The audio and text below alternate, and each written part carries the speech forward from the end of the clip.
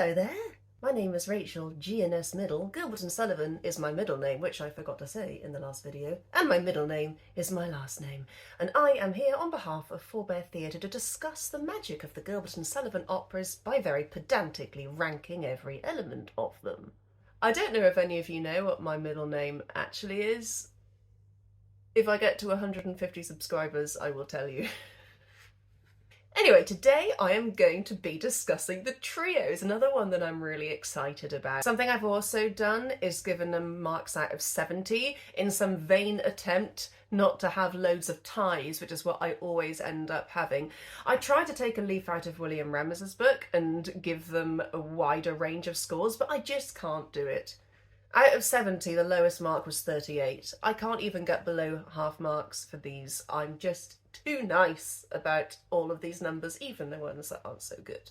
And even though I did this, I still got a major cluster right in the middle at about 53, 54, 55. I got about 8 that got those marks, so I just had to go through very carefully, decide maybe where some could lose a point or gain a point and try and increase that range a little bit.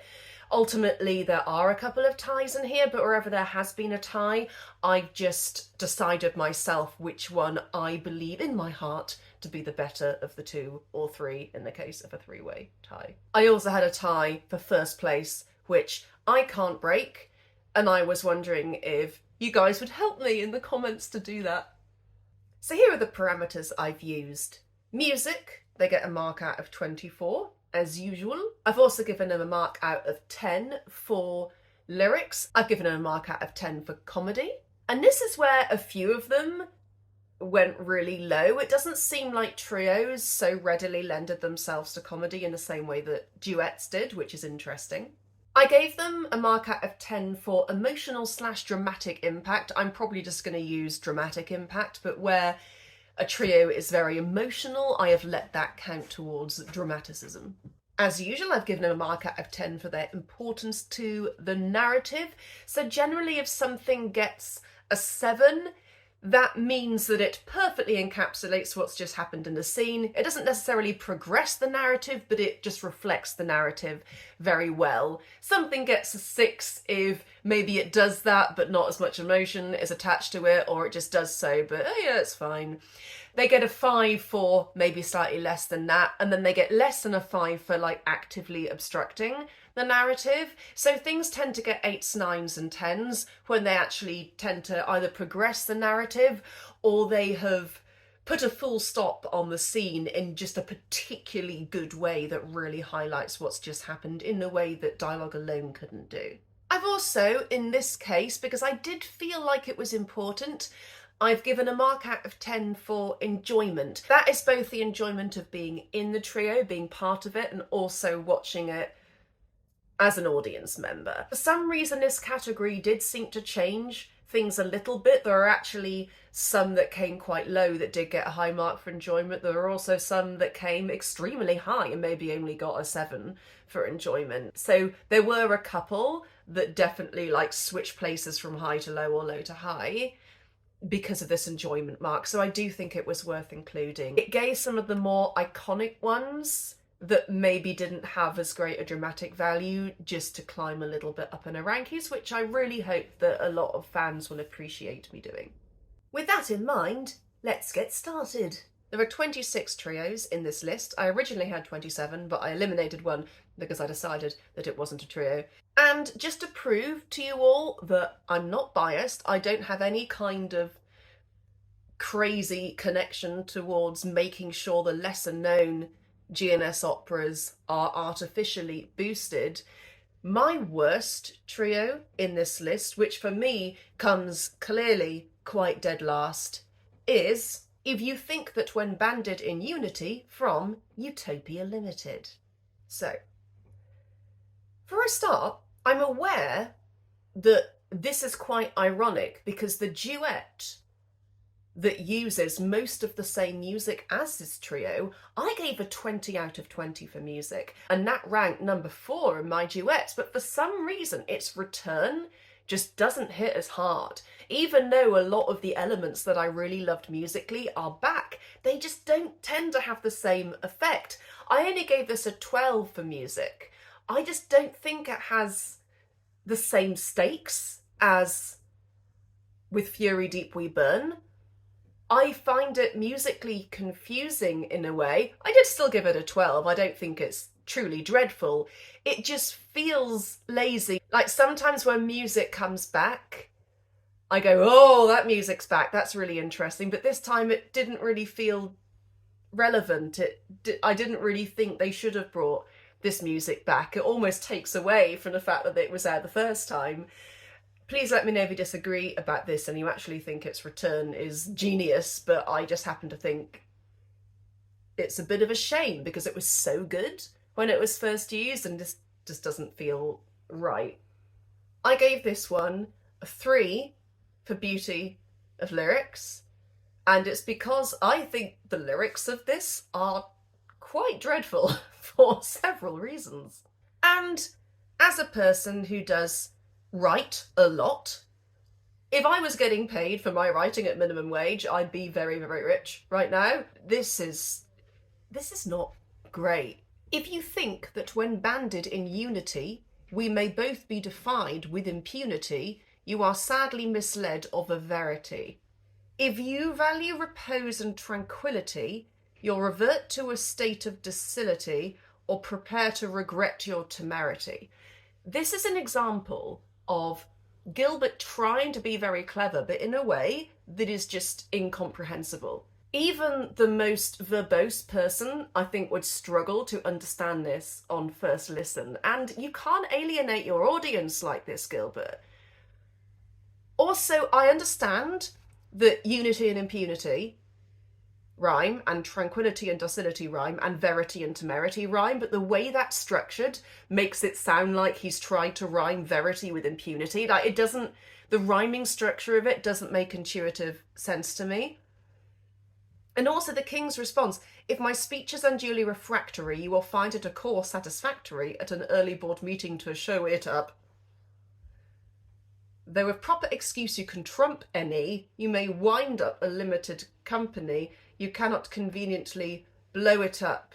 And the thing is, I understand that this word wind up is in reference to a company kind of going bankrupt or shutting down, but to me, and to maybe a lot of Americans, wind up just kind of means end up to me, so that's how I hear it. And it's really not clear to me how this has outsmarted Scapio and Fantas. I mean, they can still physically blow him up because he's a person, and that is written into their laws. Maybe the king's changed the laws, but if he could change the laws anyway, then why was that ever an issue? I find this song irritating. I guess I'm also including narrative importance, and I gave it a 6 for that, because I do appreciate that this is a turning point, but because I find the turning point confusing, I've only given it a 6. As a person who actually feels a great deal of sympathy for Scapio and Fantas, I'm not saying they're good guys. They're obviously quite problematic. I don't like the way that they assume that one of them's going to marry Princess Zara, but then that's dropped really quickly anyway. It seems like they have risen to the position that they have attained because they are extremely educated. And that is a good thing. We should be celebrating that. And they have engineered a system whereby, yeah, of course they get to live in luxury, but the people love them and they're doing a great job because nobody's suffering. Everyone's living these amazing lives. And yeah, they're a bit corrupt, but wouldn't you rather have corrupt people who were still making your lives great and looking after you? And I just don't like the fact that the king has managed to outsmart them here. I don't find that satisfying. I don't really get it. And to me, it just feels, in the context of the original production, borderline racist, actually.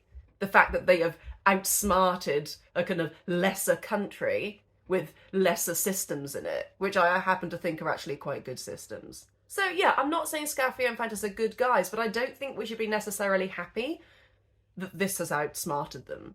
But the worst thing about this song is when they sing together at the end, Scafio, Fantas and the king, and they sing at the same time. It typifies remorselessness and it means unruffled cheerfulness, and that is just like horrible to my autistic ears. I'm like, ah!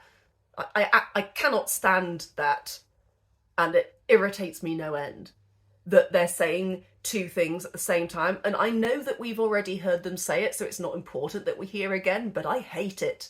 I loathe this bit. It's ugly to me. I gave it a 5 for comedy because I appreciate, oh, you know, the king's dancing now or like doing a funny thing, so yeah, whatever. Emotional dramatic impact, I gave it a 7 because yeah, clearly there are emotional and dramatic things going on, even if I don't really quite understand these emotional dramatic things. And I gave it a 5 for enjoyment because even though I do think that this isn't really one that people tend to think as being an enjoyable song, I do imagine that people in it would get some enjoyment out of doing it because it's quite emotional and there's probably dancing in it. So yeah, there are some vaguely good things about it. There's just a lot of things that irritate me. Number 25, I have given to Of All the Young Ladies I Know from IOLANTHE. Why has this come so low? I hear you scream.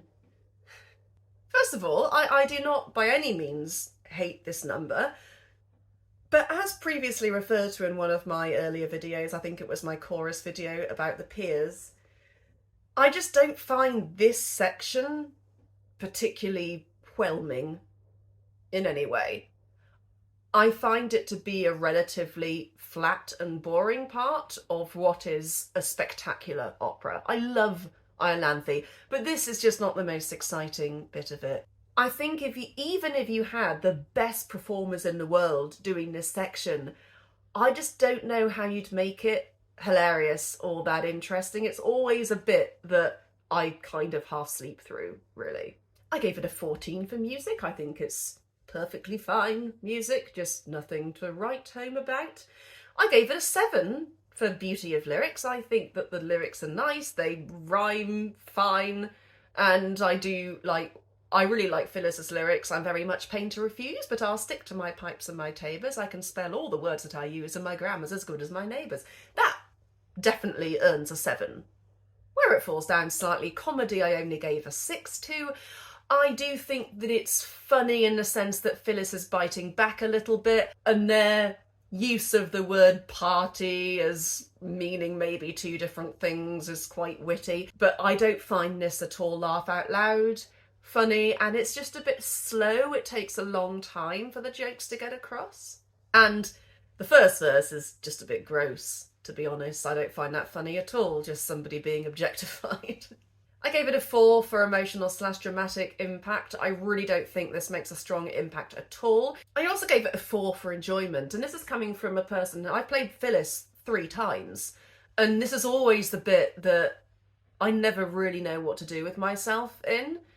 And I appreciate that it should be the director's job to tell me what to do, but, you know, a director can't babysit you every step of the way. You do have to come up with your own ideas sometimes, and this is always just a bit of an awkward bit for me, because you can either choose to be receptive to the compliments, oh, thank you, yeah, you know, I am pretty, I agree, or you can choose to be a bit about them, or just be a bit bored about them. But the second is just a bit uncomfortable, and the third just totally takes out any of the stakes. So it's really difficult to know what to do as Phyllis in that moment.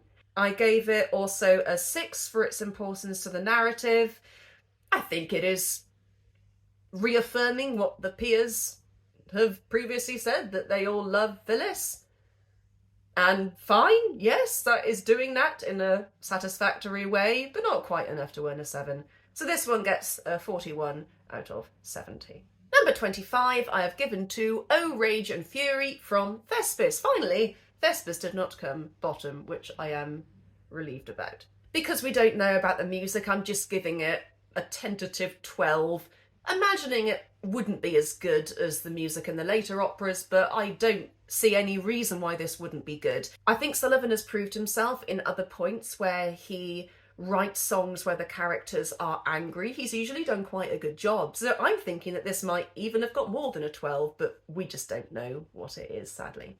I think the lyrics are fine. I gave a 6 for lyrics. Poetically, I do think there are some problems narratively, which we'll get to, but there's nothing wrong with the lyrics. I think the scansion of this works pretty well. Oh, wicked Thespis, oh, villain scurvy, through him Olympus is topsy-turvy, which I like. I like references to things being topsy-turvy because it reminds me of the film that I like. I also gave it a 7 for emotional/dramatic impact. Again, I like seeing characters being angry because it doesn't often happen, but justifiably angry. As I've always said when I've directed these operas, if you want to go to anger as an emotion to feel when you're saying a certain line, that is fine, but I do find that a lot of actors will choose anger a lot of the time when there's a better option. And I do think it's good to examine other options before you go to anger. But there are obviously songs which demand anger, and this is one of them. I also gave it an 8 for importance to narrative because I think this is a very important reminder that the gods have been away and have come back. Where I think we do struggle with this, as I was saying when I was talking about the lyrics, is just there's an odd moment. Oh rage and fury, oh shame and sorrow, we'll be resuming our ranks tomorrow. And even though this is true, and it's important that they're telling us that they're resuming their ranks tomorrow, so I give it narrative points for that, I do want to acknowledge that this passage is a little bit odd because it does seek to imply that they're cross about the fact that they're resuming their ranks tomorrow. And I wonder if there was a different way those lyrics could have been written to make that a bit clearer. But I think that we understand in the context of the opera that what they're annoyed about is the fact that Thespis has messed up. But maybe the lyrics could have been written a little bit better to reflect this. I also only gave it a 5 for comedy. Even though it is, on the surface, just an angry dramatic song and not at all funny, I do appreciate that there is some humour in the fact that Thespis has messed everything up, and it's quite funny to see the gods realising that. You don't really see them realising it, presumably they've already realised and they're just telling the audience about it, but you know what I mean. Number 23 I have given to A British Tar is a Soaring Soul from HMS Pinafore. I happen to really love this song. I actually thought it was going to do a bit better, but I think on the whole it marked relatively low on the list just because it's not really good in any particular category. It's just a relatively nice all-rounder that didn't really wow in any particular category. I gave it a 14 for music. I think that the harmonies are very sophisticated and it's totally fine to have bare harmonies without much orchestration underneath it, but there is one that I'm going to talk about next which I think does that very same thing a lot better. I gave it a 7 for beauty of lyrics. I think they're well constructed, but I don't think it earns the 8 that I would give to something which I would think was unusually sophisticated. I only gave it a 4 for comedy, which I think, if anything, was a little bit generous. There's nothing inherently funny about this song, apart from the fact that the carpenter is singing quite low. And I think that if you've got a good performer, you can make something quite funny out of that. But is there something inherently funny in the carpenter's line? There kind of is to me, but I think that might just be a subjective thing. His lip should pant, and then his nose should curl. Is that what the lyrics are? I don't even know what the lyrics are. And I've also seen scaled down productions where they don't have a carpenter, and so they've had Dick Deadeye do this reluctantly, and I think that gives it a bit more comedy in virtue of that, but just as it is, I can't really give it more than a 4, I'm afraid. I gave it a 7 for emotional/dramatic impact. I think the content of the song and what it means for Rafe is what gives it its dramatic impact. I don't think it particularly makes a big wow statement, but just because of what the lyrics imply, I do think it has quite an emotional impact on the sailors. It does lead them to believe that anything is possible in regard to who they may or may not fall in love with, which even though is about a love that is very heterosexual, there is something about HMS Pinafore that does really lend itself to LGBTQ plusness in a way that it's saying that love levels all ranks, but I do think there's like a deeper message in there as well. I do think that when you're putting on a production of HMS Pinafore today, it is important to really consider that message, that love can be experienced by anyone towards anybody else, any number of people of any gender, and that is a beautiful thing. And that if you have beliefs to the contrary of that, like, you shouldn't be putting on HMS Pinafore, really, because you're just picking and choosing what boundaries love is able to cross. I gave it a 7 for importance to narrative, and I also gave it a 6 for enjoyment. I wouldn't have thought this was one that people particularly enjoy in HMS Pinafore. Correct me if I'm wrong. There's a trio in HMS Pinafore that I do think people enjoy a lot more, and when I think of the usual reaction to that one, I don't think I can give this one higher than a 6. By the way, I completely forgot that I had these beautiful earrings, which obviously they feature octopuses or octopodes. I think those are the 2 correct plurals. I believe that octopi is incorrect, something to do with Latin and Greek mixing up. Somebody can maybe explain to me why that's the case. And I've also made an effort with my eyes today to match everything. Everything's very red today in honour of trios. Number 22, I have given to "'Tis said that joy in full perfection," which is taken out of the Yeomen Act 2 finale. And as I was saying for the last one, I gave this one an 18 out of 20 for music. I think the music in this one is fit as. As somebody who has played both Elsie and Phoebe, I really, really enjoy this one, especially Phoebe's part, because she gets to nestle in the middle of the 2 other parts, and it's wonderful. Actually, I've also sung Dame Carruthers' part in a concert, so I've sung all 3 parts of this trio, and it is one of my favourite pieces of music to sing in the canon. I also gave it a 7 out of 10 for lyrics. Again, they're absolutely fine, no complaints here. Where it loses points is it only gets a 2 for comedy. It is not in the least bit funny, and I do think it's fair to include this comedy category, because that's why a lot of people enjoy Gilbert and Sullivan, and of course it's good to have moments which aren't funny, but even in moments of darkness, Gilbert usually still manages to find comedy. I gave it a 7 out of 10 for its emotional / dramatic impact. Just saying that you're very happy and this is going to be the best day of your life, and this is going to be the best day of any woman's life, and from here it's just going to get worse. The thing is, I think that is emotionally resonant. As a woman, you only get to experience true joy once in your life. Maybe that is meant to be quite funny. Okay, yeah, perhaps it does deserve more than a 2 for comedy, but that is something that like literally only just occurred to me. I've always just seen this as like quite a pretty, vaguely happy section that's beautiful musically, but I've never considered the importance of that lyric. Maybe something more comedic could be made of that, who knows? I gave it a 6 for enjoyment because it is really fun to sing. I only gave it a 5 for its importance to the narrative, because I think had this been removed, we wouldn't feel any differently about any of the characters. I don't think it particularly has any narrative importance, but it's not obstructing it, so yeah, it gets a 5. I like this song. I just think that if it is trying to get across a message about how awful it is to be a woman, I think it could have done that in a bit of a clearer way that would have made me realise before making this video. So I literally just had to change my lighting because it is 1:10 in the afternoon and it's already getting dark outside. The mind boggles.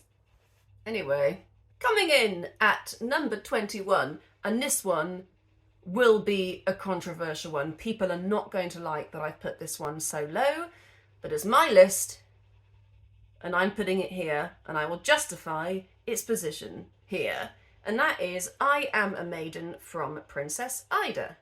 I gave this one a 16 out of 20 for music. I think that is absolutely fair. The music's certainly very beautiful, but I don't think that when it comes to complexity of the orchestration, it really beats some of the ones higher than it. I think 16 is probably correct. I also gave it a 7 for the beauty of its lyrics. I think that they scan really nicely. I do think it is perfectly reflective of Gilbert's usual good lyrical work. I also gave it a 7 out of 10 for enjoyment because I do appreciate that a lot of people do enjoy this number, even if I don't, so I've given it a 7 just to acknowledge that. I've given it a 6 for its emotional / dramatic impact. I think that even was quite generous. I do think that the coda of this song is very powerful, and that does give it a 6 for dramaticness rather than just a 5, but I think apart from that, it's really not a number that could be described as emotional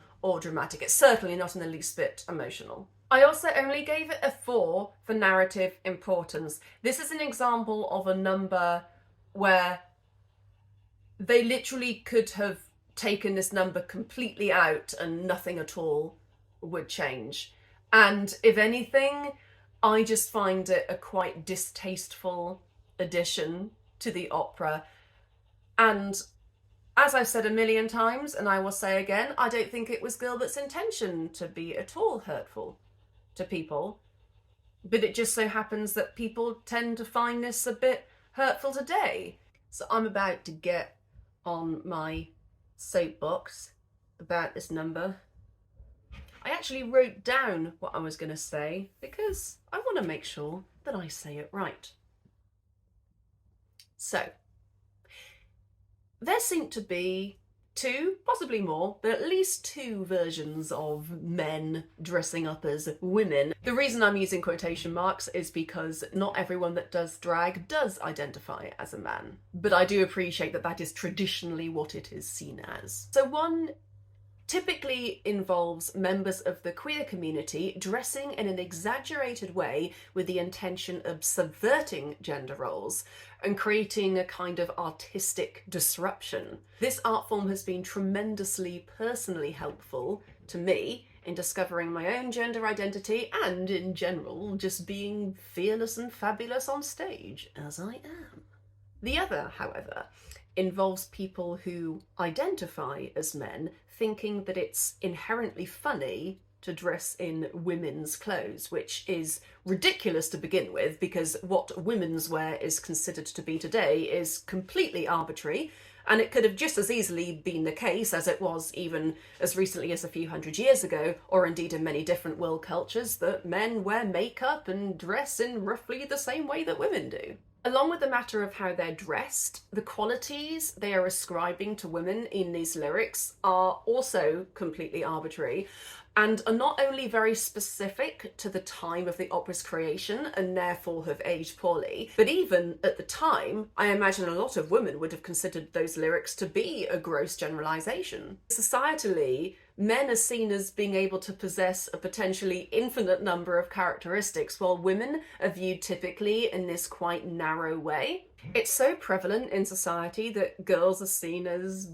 giggly people who like to wear pink and love shoes, that any young girl who doesn't think like that and doesn't value these things automatically thinks she must be somehow unusual. Thankfully, that does seem to be changing, but until recently, I thought I was one of these people, but it turns out pretty much every girl is not like other girls because there is no way of being a girl. So, at best, this song is lazy and not particularly funny, and at worst, it's not only offensive to women, but also to men who like to dress in a traditionally more feminine way, which is completely valid. Think who might be in the audience for that. Like, what it's doing is it's reinforcing this incorrect notion that, well, 1, that there are 2 genders, and 2, that these genders are very different from one another, and that therefore one gender behaving like another is just very, very funny. And maybe Gilbert did have these thoughts. Maybe Gilbert himself got a kick out of writing this thinking, oh, this is funny, men dressing up in ladies' clothing, but they really weren't as enlightened to that kind of thing those days. So I'm not saying I'm giving Gilbert a free pass. I still think that he could have looked a bit deeper and thought to himself, you know, that's not quite right. But I do not blame Gilbert for this, but I do blame people today that still think it's okay not necessarily to do this number. I think there are maybe some ways of doing this number which aren't hurtful. I don't want to say any of them because I don't want to spoil my future production of Princess Ida. But I do think that a lot of people, when they do this show today, do not put enough thought into this and don't consider how it could be hurtful. So I've not given it a tremendously low mark at all. I still gave it a 46 out of 70. It still got higher than numbers that I like. I love British Tar as a soaring soul. So I didn't unfairly mark it down because of my personal opinions. But I do think it only gets a 4 for importance to narrative and at best a 6 for comedy. Maybe that's even too high because I don't see the necessity of it. I don't see how it helps you understand the characters more. I don't see how it helps you understand the narrative more. Help me out in the comments here. Tell me what you think about this number. Number 20, and a slightly more jollier topic, is in sailing life's oceans. Oh my god. What even is the title of this song? I'm gonna have to look this one up. Is it a plural ocean or a singular ocean? In sailing life's ocean wide. And I had to literally look at that title as I was speaking because I thought it was multiple oceans, but apparently not. I really like this number. I gave it a 16 for music, which marks it on the same level as I'm a Maiden. I think it's very nice. It is relatively dramatic. I gave it a 6 for that. I think I just didn't give it higher than that because it's not particularly emotional and it's certainly not as dramatic as some of the other ones. I gave it a 6 for comedy because it's quite an amusing situation, but I don't think that it's particularly laugh out loud funny. Everything in the song has already been discussed in the scene and it's not necessary to the scene, but it's a nice full stop to it. I gave it a 6 out of 10 for its importance to the narrative.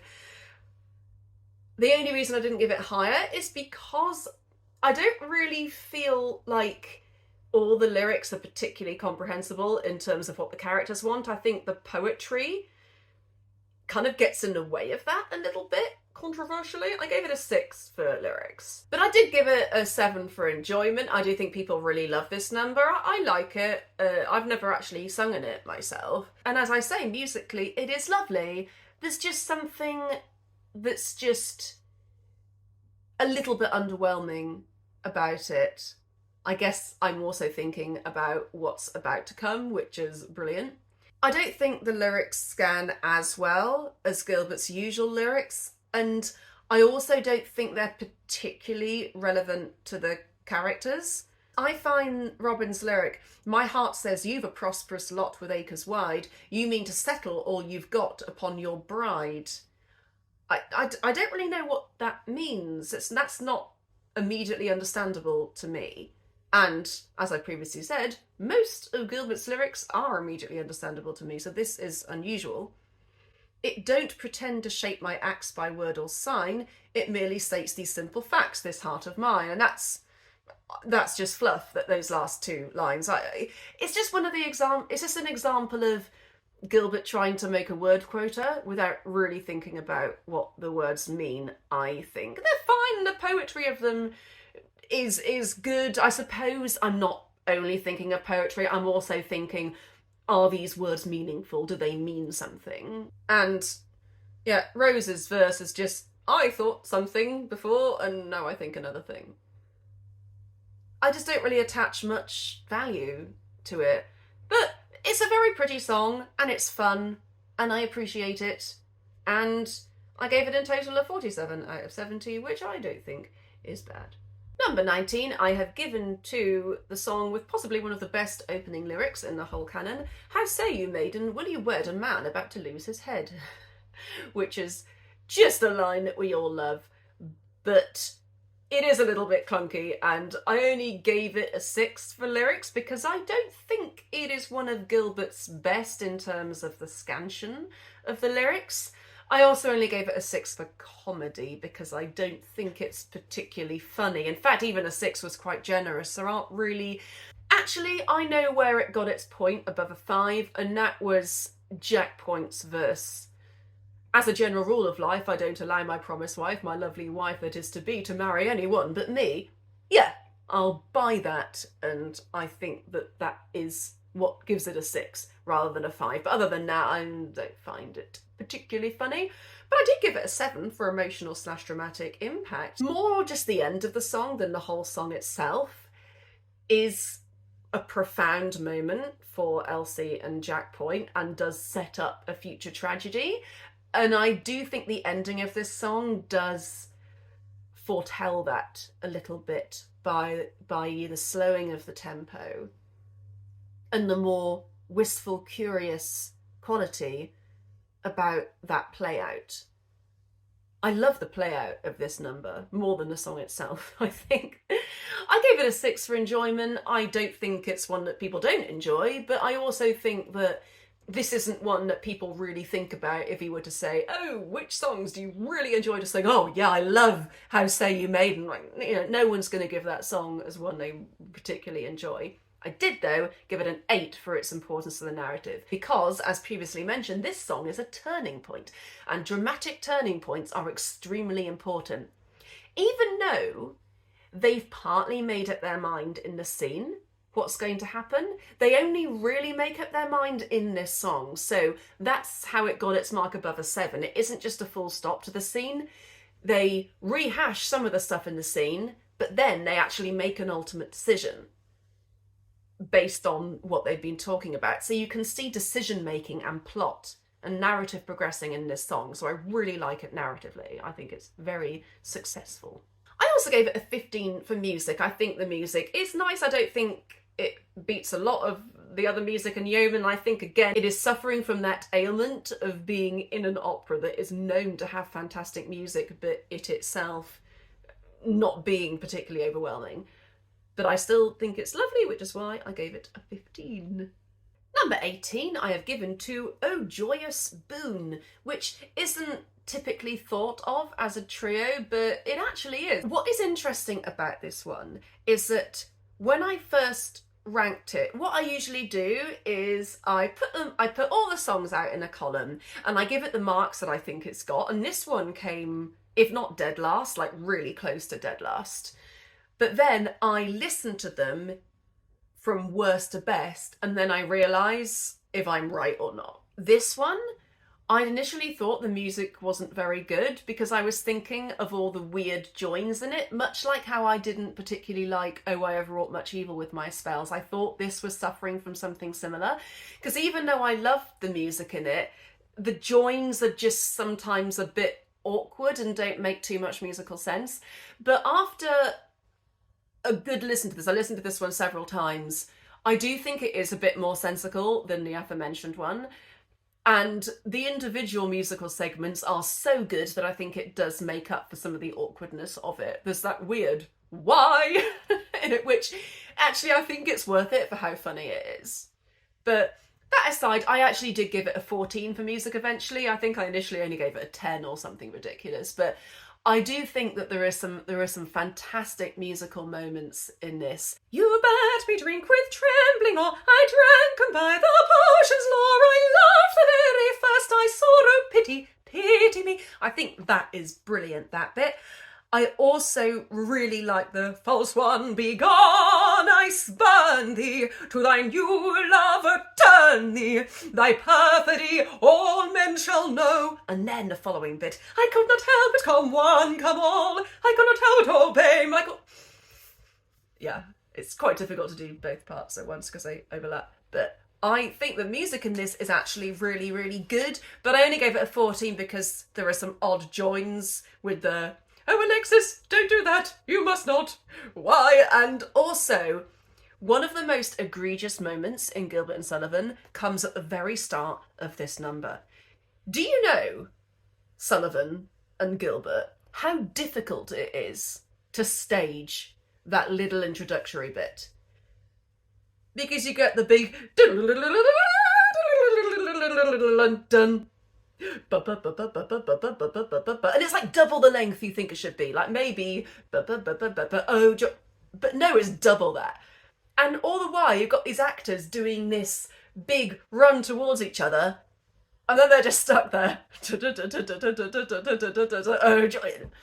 And like, yeah, there are ways you can get around that, but it's awkward to get around, and I do not appreciate that, Sullivan. I really don't know why you had to do that. Like, what were you trying to achieve by having loads of those? For that, you get a 14. You don't get any higher than that. Even though I love most of this, you don't get any higher than a 14 because of that irritating little passage at the start. So I hope you're happy with yourself, Sullivan. I gave it a 6 for its lyrics. I think the lyrics are mostly pretty good, just apart from that aforementioned bit, Alexis, don't do that, you must not. Why? It's just awkward, and for that it gets 1 mark less than Gilbert's standard 7. I also gave it a 6 for comedy. I think the Y is very funny, but I don't think apart from that it has any jokes in it, apart from just the general funniness of the situation. But I did, though, give it really high marks for everything else. It got a 7 for enjoyment. I do think people like this number a lot. The only reason I didn't give it higher than a 7 is because I don't think that people really consider it as a number in its own right, so it didn't really feel right to give it more than that. I did give it, though, an 8 for emotional dramatic impact. I think it's both emotional and very dramatic. I didn't give it higher than that because, as I say, it's not really a number in itself and it all happens very quickly. I gave it a 9 for its importance to the narrative. There is loads of stuff happening here which is really important. Aline and Dr. Daly fall in love and Alexis comes back. Like, this is real story, like, happening right now. As you sit there watching it, there is real story happening through song, not just, oh, the story's happened and we're reiterating it. This is an actual dramatic moment. So I really appreciate it for that. I don't really have too much more to say about it though, but well done, song. Number 17 I have given to Away, Away from the Pirates of Penzance. Some people might think this is quite low. I agree, I do think this has come really low, and the main reason maybe is its length and the fact that everything that's happening has already been stated in the scene, so nothing is particularly shocking, so there's just a limit to how high I can mark it. I gave it a 15 out of 20 for music. I do think it's great, and I gave it a 7 for lyrics. They're no better than Gilbert's usual, but they are good. So I've given it a 5 for comedy. I think there's maybe one thing in it that's kind of, which is, tonight he dies, yes, or early tomorrow. But again, it's not laugh out loud funny. I've recognised that there is wittiness being employed, but I don't really see this song as at all laugh out loud funny. I gave it a 7 for its importance to narrative. I think it's a good full stop to the scene, but it's nothing more than that. We don't learn anything new in it. I do, though, think that people really enjoy this number, so for that I gave it an 8, and I also gave it a 9 for its emotional/dramatic impact. I do think this number is super powerful and very dramatic. It's an example of a number that can properly blow your socks off if done correctly. And it's one of those few numbers that you literally don't have to put any staging in at all because it really speaks for itself. So I appreciate its existence as a director because all they need to do is just stand there and deliver it really powerfully, and that's enough. So when you've got a number like that, you know it's a good one. Where it falls down for me is comedy and the fact that its music is just maybe only slightly better than average and not amazingly better than average. But I love this number and there's absolutely no problems here, but that's all I have to say about that one.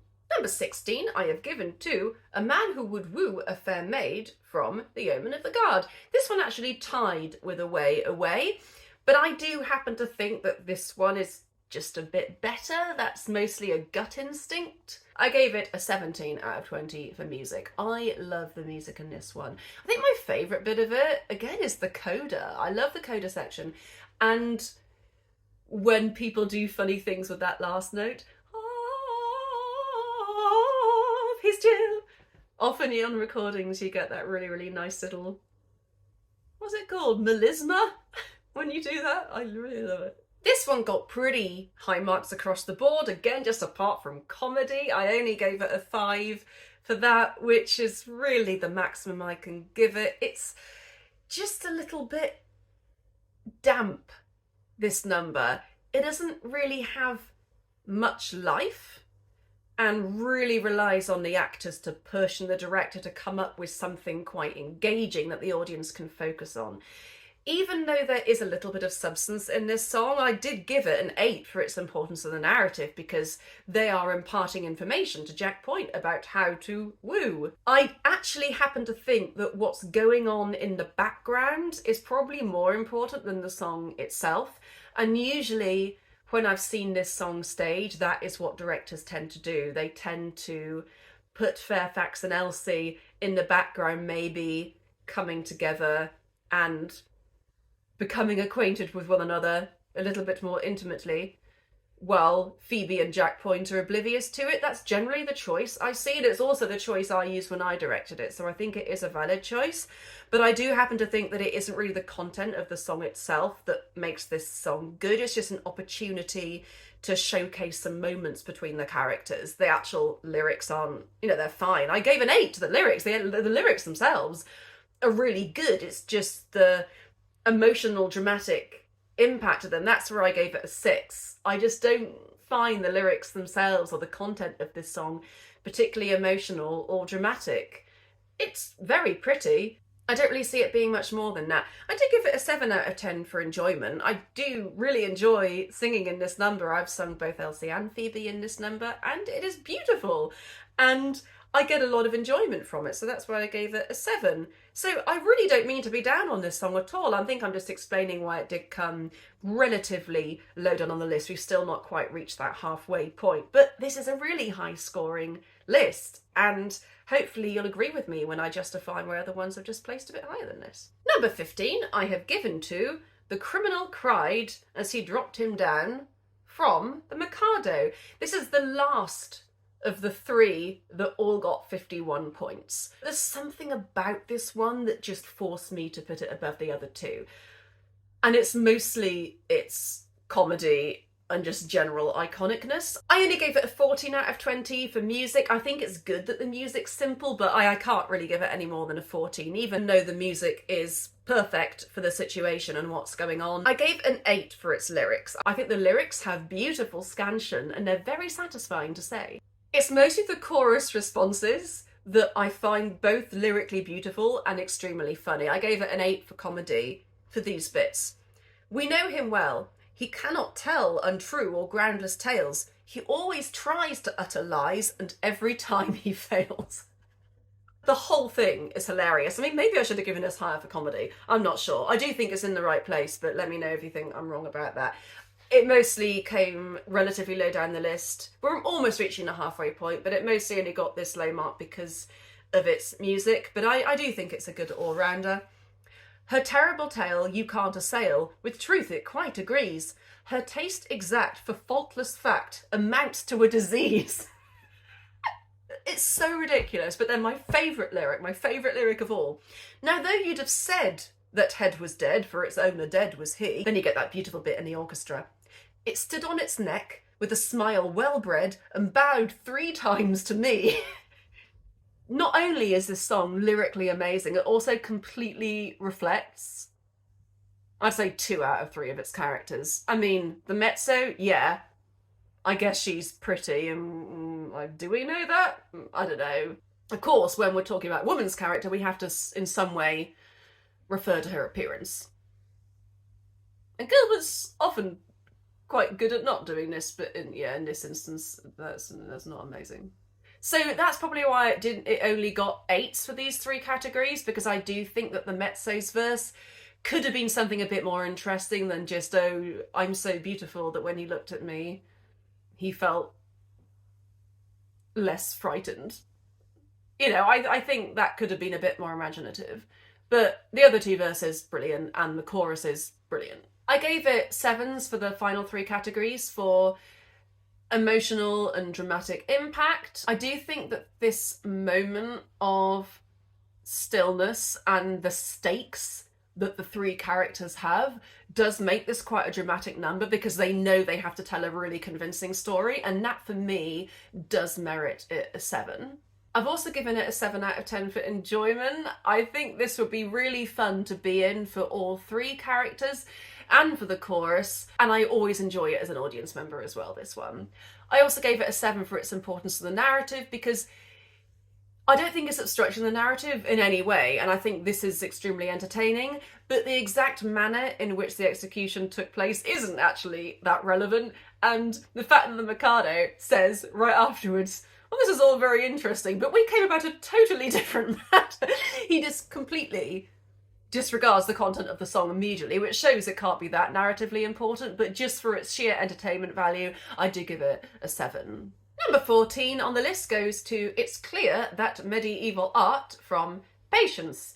And after this one, we are officially at the halfway point. This is another one that got really high marks for comedy and lyrics. I think they're extremely clever. You can't get high aesthetic tastes like trousers ready-made. I remember when I first did Patience, I was musical directing it when I was 20, years and years ago. I remember like not being able to sleep one night because I got obsessed with that lyric. It just went round and round in my head because I found it so nice to say. Sometimes I like latch on to certain lyrics and just decide that I love them, and that was one of the ones that I particularly liked. I just got really into the scansion of that. But these lyrics are all so clever. By hook and crook, you try to look both angular and flat. And that's not meaning that actually is a reference to like aesthetic paintings, because you should look as if you have lots of angles, but you shouldn't be like that, because that's like not a good look for the audience. So it's like trying to be the most angular with your body while still being kind of horizontally quite flat. It's kind of hard to do it just on the sofa. These are my aesthetic poses. Even though the lyrics are very clever and very beautiful, they actually are also instructive, and I think that's so clever. For that reason, I also gave it an 8 out of 10 for enjoyment. I think the audience absolutely loves this number, and the people in it also love it. I can only give it a 16 for music. I do think the music is incredibly clever and well constructed, but just because of its simplicity, I don't think I can really give it more than a 16, even though the harmonies are gorgeous. And I only gave it a 5 for its emotional / dramatic impact. Even though it's funny, I don't really consider this one to be particularly dramatic. I don't think there are very high stakes in this number. If they fail at what they're doing, the maidens might decide not to marry them. But we've been so far taught in this opera not to place too much weight on the dragoons and what they feel. So this doesn't really hold too much emotional weight, really. But it is extremely funny. And for that, it gets really high marks for comedy and its lyrics and its enjoyment. So all in all, I really, really love this number, and we have officially reached the halfway point now. Number 13, I have given to My Eyes Are Fully Opened from RUDDIGORE, and right now we're really getting into the point where we have this cluster of songs that all got really similar marks. There are now 2 that got 53 points, there are then 3 that got 54 points, but there's really not much between these next 5 or 6 numbers. But I do think they are in the right order. So this one, I gave it a 13 for music. Because it's a patter song, it has to be quite simple. And I also think where patter songs are concerned, there are some patter songs that are more interesting musically than this one. So I couldn't really justify giving it more than that. I did, though, give it an 8 for its lyrics. I think its lyrics are extremely clever. The only reason I gave it an 8 rather than anything higher is because I don't think the lyrics are automatically understandable. I do think you have to have actors who are able to deliver this really, really clearly. I think this is a very difficult song to get across very clearly. I do think that some verses are easier than others. I think Despard's verse is probably the easiest to get across. That does seem to flow quite nicely. Robin's verse, though, is hard, and I think Margaret's verse is maybe not quite as hard as Robin's. I do think there are moments where the lyrics don't quite trip off the tongue. If I were not a little mad and generally silly, I would give you my advice upon the subject willy-nilly. I would show you in a moment how to grapple with the question, and you'd really be astonished at the force of my suggestion. On the subject, I should write you... that bit. On the subject, I should write you a most valuable letter. On the subject, I should write you a most valuable. On the subject, I should write you a most valuable letter. And I'm playing this part in the summer, so I need to be very careful I get this right. Full of excellent suggestions when I feel a little better, but at present I'm afraid I am as mad as any hatter. And that bit's easy. But there's that tricky moment in the middle which I don't appreciate. Even the Lord Chancellor's song has that tricky bit with gold clocks on his socks, which is almost impossible to get across. So no patter song is going to be perfect, but we'll discuss that when we discuss the patter songs. Maybe this one should have gone in there, I don't know, but I feel like it's more of a trio than a patter song. I also gave it an 8 for comedy because I think that what you lack in meaningful lyrics, because they're so fast, you gain in comedy. It is quite unusual to have a patter ensemble, so just for that reason, it's inherently quite funny. I also gave it a 9 for its emotional / dramatic impact for reasons along those lines, because it is just one heck of a number. It is one of the most loved numbers in Gilbert and Sullivan. I gave it an 8 for enjoyment, though I do think that its enjoyment is somewhat self-perpetuating in the same way that a lot of these numbers have only remained iconic because people keep continuing to call them iconic without considering that other numbers might be better. So this number is slotted into the Pirates of Penzance. It was also slotted into the ENO's Yeomen of the Guard, which I didn't have a particular opinion regarding that, really. On the one hand, I don't know why they did something different when I didn't see why it was necessary. On the other hand, I was happy that Wilfred had a bit more to do because I really liked him. And I'm more happy with this replacing Rapture Rapture, which is a song that I do not particularly like, than it replacing Away Away in Pirates of Penzance. I didn't hate the fact that they had this, but their lyrics did not really match the situation, so I found it a little bit strange. I gave it a 7 for its importance to narrative. Similarly to a lot of the songs I've already discussed, it's more of a full stop than it is actually progressing the story, but not many songs actually do progress the story. Most of the ones that have got a high mark for narrative is when they reinforce the scene extremely well.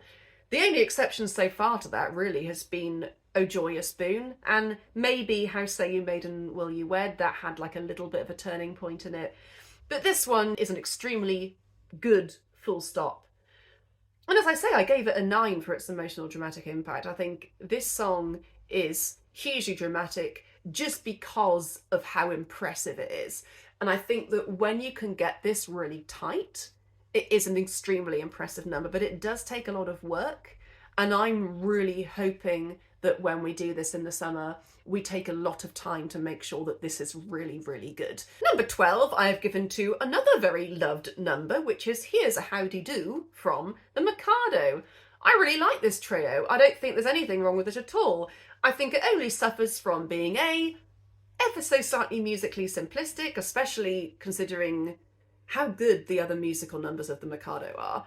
And also its length means that it can't really be that dramatic. I just don't think it lasts long enough to pack a proper dramatic punch in the same way that some of these others do. Having said that, I do think it's got loads of really good qualities. I gave it a 7 out of 10 for importance and narrative. In a similar way to the last one we discussed, it's a great full stop to the scene.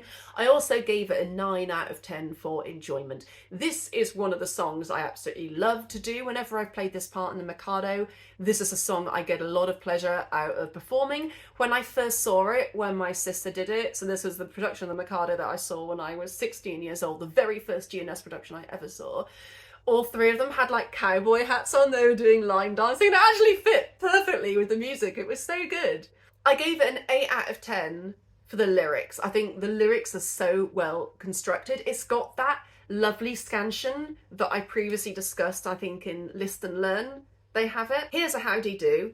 If I marry you, when the time has come to perish, then the maiden whom you cherish must be slaughtered too. Actually, it's not quite the same scansion as List and Learn. It's like a limerick, isn't it? It's like limerick construction. I just like any kind of construction that subverts the norm, but is also really satisfying. The issue I think that I had with the one from Utopia Limited that we discussed right at the start isn't that it subverted the normal rhyming structure, but because the A rhyme was too similar to the B rhyme for it to read as a separate rhyme. It just seemed like it was a bad rhyme more than it was a separate rhyme. I think that was the issue with that one.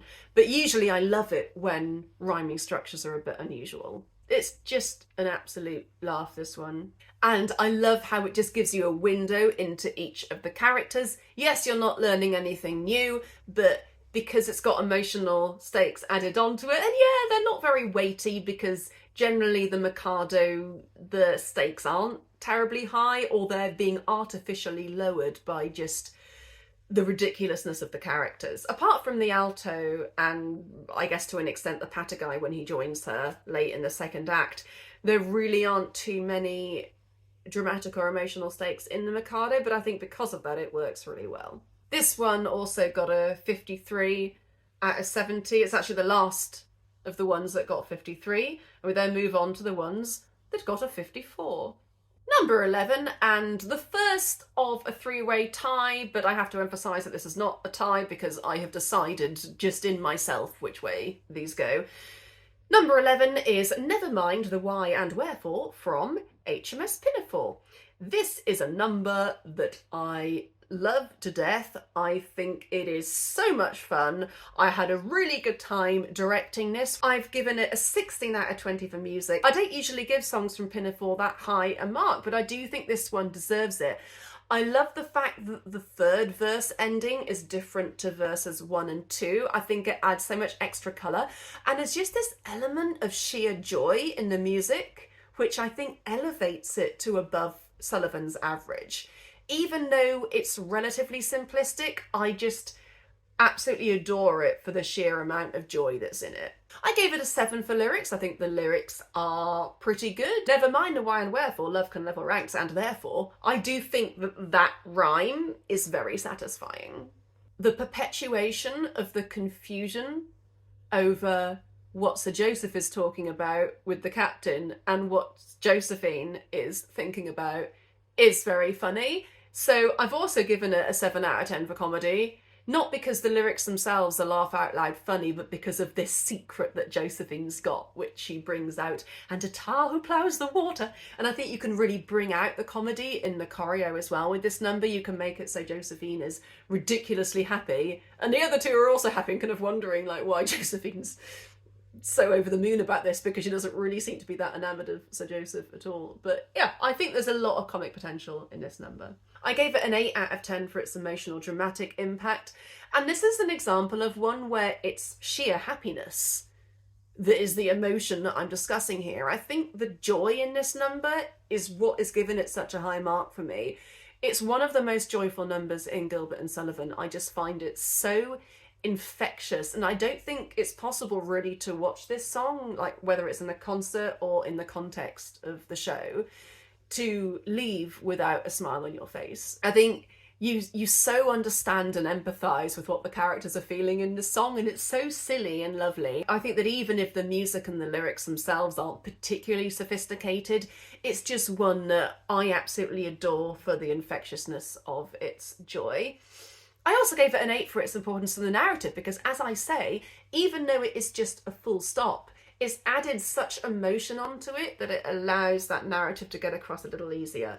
And also the scene before it, as discussed in the last video, the scene before it is so abrupt that this song really helps solidify what has happened. So for that, I do think it serves a dramatic purpose. Number 10, I have given to Alas I Waver To and Fro from the Yeomen of the Guard.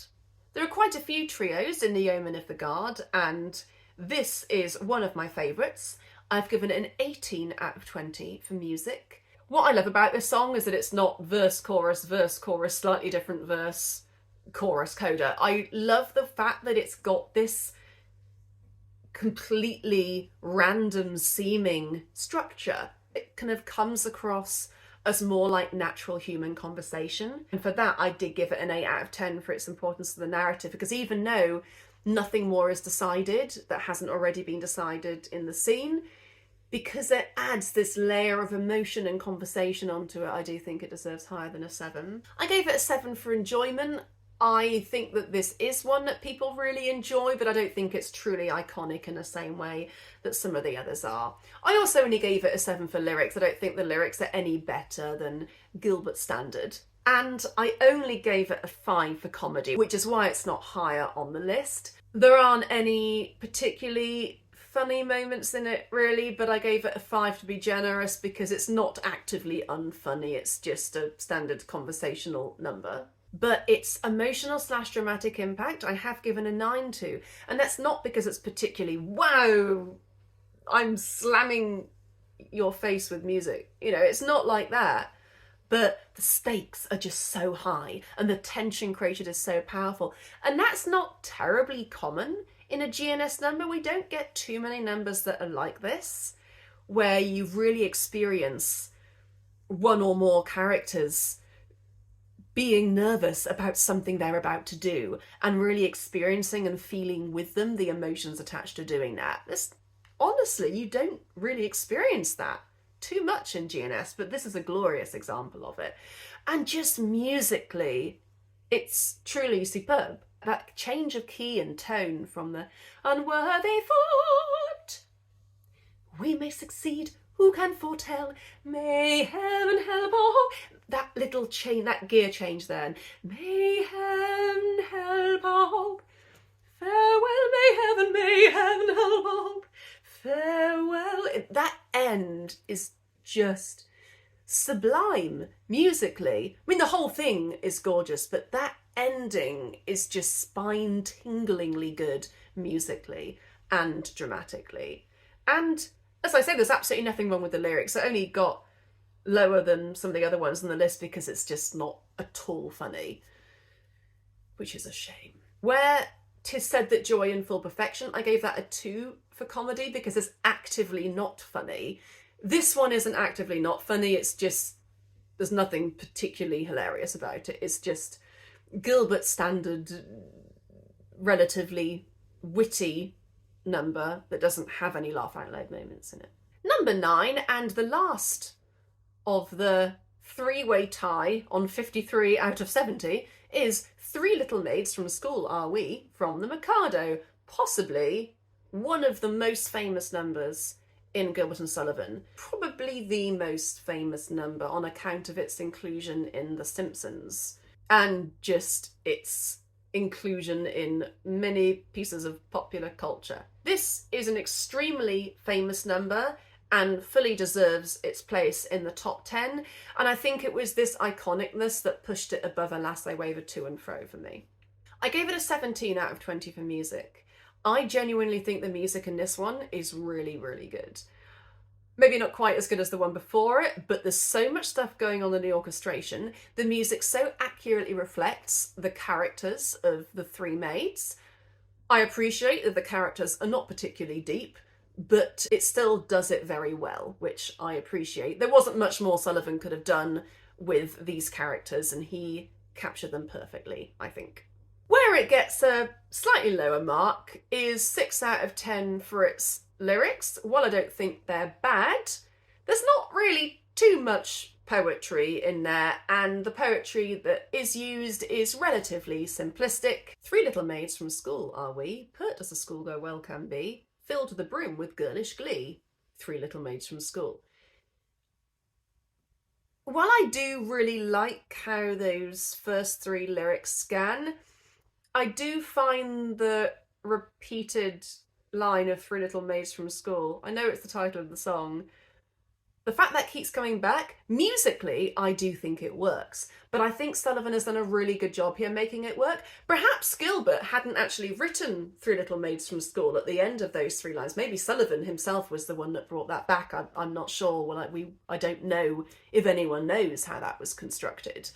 But I do not find Gilbert's lyrics too imaginative here, and I do think that Sullivan did a remarkable job bringing this to life in the way that he did. Everything is a source of fun. Nobody's safe for we care for none. Life is a joke that's just begun. Again, there's nothing wrong with these lyrics. I did give it a 6, not a 5. I do think that Gilbert has been a bit more imaginative and creative elsewhere. I gave it a 7 for comedy. I do think this song is inherently funny because of its music and just the fact that it's 3 giggling schoolgirls. But then also, for that very reason, there's also just a limit to how funny that can be. After a while, after about 10 seconds, you will have to start thinking of some more interesting things to do with these characters, other than just running around and giggling. The audience are going to get tired of that pretty quickly. I gave it a 7 out of 10 for its emotional / dramatic impact. It's not in the least bit emotional. In fact, it's anti-emotional, if anything. It's completely devoid of any emotion. But the music and just the powerfulness of that entrance does, I think, give it a 7 out of 10 for that. I have also given it a 7 out of 10 for its importance to the narrative, not because we learn anything, really, in this song, apart from the fact that we get to meet the person who the patter guy is apparently engaged to. She says she's a bride, so I guess we are learning like a little bit of information. And it's a nice, powerful entrance, and it's a good way to introduce these 3 girls. Where it got a really high mark is enjoyment. I gave it a 10 out of 10 for enjoyment, which I think is fully deserving because this is one of the most iconic numbers in GNS, and I've always had a lot of fun both being in it and also watching other people doing it. I do think that you can't really mess up this number. As long as you learn the music and sing it with energy, it's always going to be good. And where I do think that good theatre is about sometimes surprising the audience and doing fun, interesting, new creative things, there's always value to be had in just doing a classic really, really well. And if you just did this one completely straight, that will just never not be enjoyable. This number will always be one that is really enjoyed by everyone, I think. Apart from it being a bit frivolous, I don't think you'll find a person who doesn't really enjoy this number for what it is designed to be, and that is just a hoot in general. There are 2 more numbers that I pulled out of finales, and this is one of them. It is We May Remark, Though Nothing Can Dismay Us, from the Act 2 finale of Princess Ida. I cannot tell you how much I appreciate this number, its placement narratively, the fact that everything surrounding this number has such huge, important dramatic stakes and involves real people's lives and things that people even today really, really care about, issues that are so important.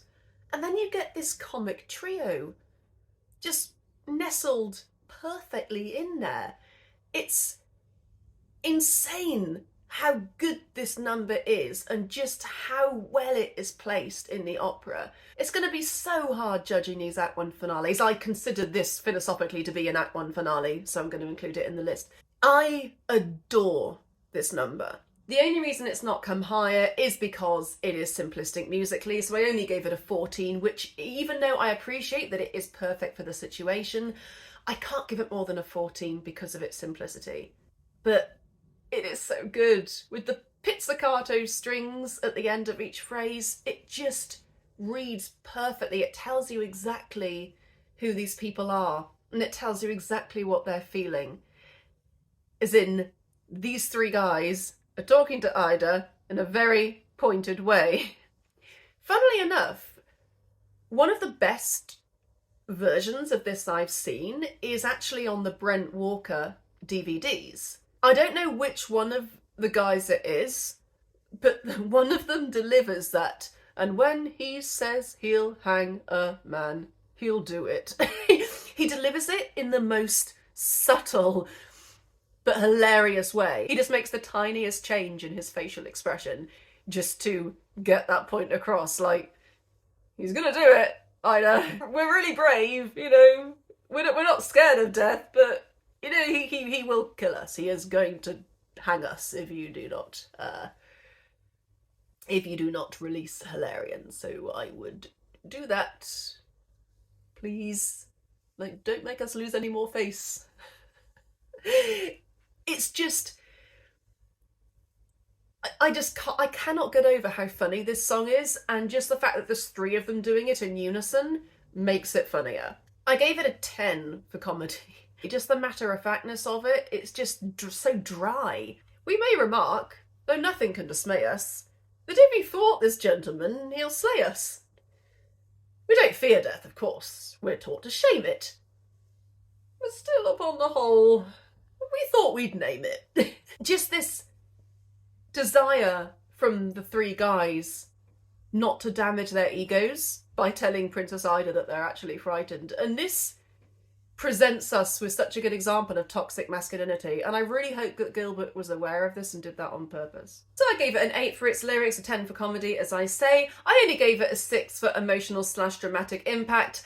I think just apart from it being very funny and being very dramatically well placed, I don't think it in itself is particularly dramatic, really. I can't give it a very high mark for that.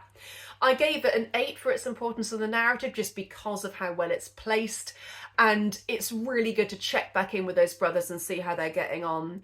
And I gave it a 9 out of 10 for enjoyment for obvious reasons. I don't think it's maybe quite as enjoyed as a Three Little Maids song, but this is a bit of the opera that I know that people really do love, and people always get such a kick out of these lyrics and those guys coming back on. I mean, everything these guys do is really good. This helmet, I suppose, is maybe not the best number in the world, but just generally their material is really good. Number 18 I have given to Gently Gently, also from Princess Ida. I gave this one an 18 out of 20 for music. The music in this one is absolutely stunning. I really enjoy, especially the "These are the phenomena that every pretty domina is hoping at a university she has seen." I really love that bit. But the whole thing is just so good. And especially the big ending. We've enlarged our minds, we've enlarged our minds. And it's just so dramatically interesting. I gave it a 7 out of 10 for emotional dramatic impact. I don't think the stakes are quite high enough to justify a higher mark than that, but I do think it very much earns its 7. I also gave it a 7 for comedy. As I say, I can't personally give it a higher mark than that because its content is a little bit anti-feminist, and if you accidentally listen to an early version of this, extremely racist, so please do watch out for which version of this you listen to, otherwise you may encounter some very unpleasant and harmful language. I gave it an 8 for its lyrics, apart from the aforementioned horrible racist language. Presuming that that has been changed, I think its lyrics are amazing. I do think the scansion of all the verses and all the little sections are really good. I like that it doesn't follow that traditional verse-chorus structure. It's got something a little bit different. And it's got a nice introduction that paves the way for more comedy. You can see the guy struggling to get over the walls. And the last one I saw had a couple of grappling hooks. And then there was a pause, and then like another one came up.